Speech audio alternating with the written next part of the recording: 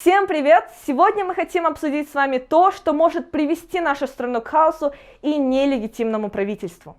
А то есть подмену Конституции, написанную юристом Бакиевых.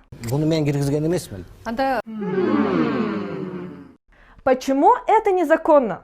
По 114 статье Конституции ни премьер-министр, ни президент не могут инициировать изменения в Конституции.